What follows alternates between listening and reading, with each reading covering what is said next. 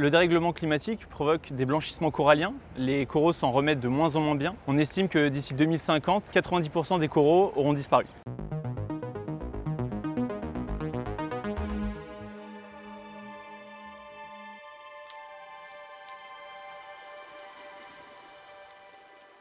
Nous sommes ici à Saint-Gilles-les-Bains, sur l'île de la Réunion. C'est un cas d'école d'un littoral qui est fortement soumis aux activités humaines et avec des récifs coralliens sous pression.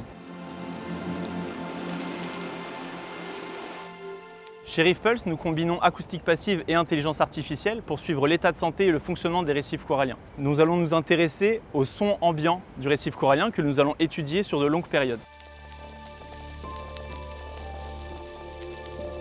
Concrètement, nous déployons ce type de dispositifs qui vont nous permettre d'enregistrer en continu la vie du récif. Ce son ambiant du récif, on va l'appeler paysage sonore.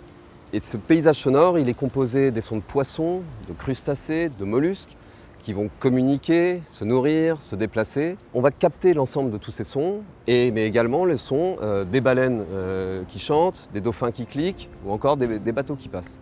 Tous ces sons vont être enregistrés ici au niveau de l'hydrophone, captés par cet hydrophone et stockés dans l'enregistreur ici. Donc avec un enregistreur comme celui-ci, on va pouvoir enregistrer de façon continue le paysage sonore pendant 6 mois.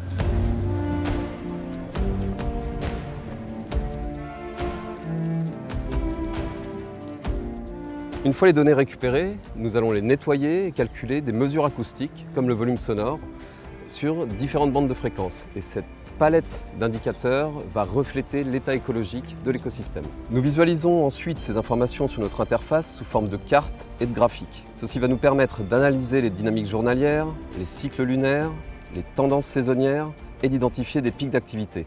Ces indicateurs vont nous raconter l'histoire du récif sur la période étudiée. Grâce à l'intelligence artificielle, nous allons pouvoir détecter et quantifier l'activité d'espèces clés selon les besoins de nos clients. Donc là, par exemple, on a un enregistrement où nous, on a détecté une activité de mérous grâce à leur vocalisation.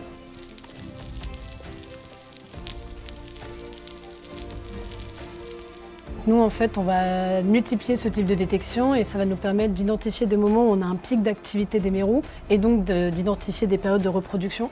Et ça, c'est une information qu'on va pouvoir relayer aux gestionnaires des parcs marins pour qu'eux puissent adapter leur politique de conservation au sein des parcs.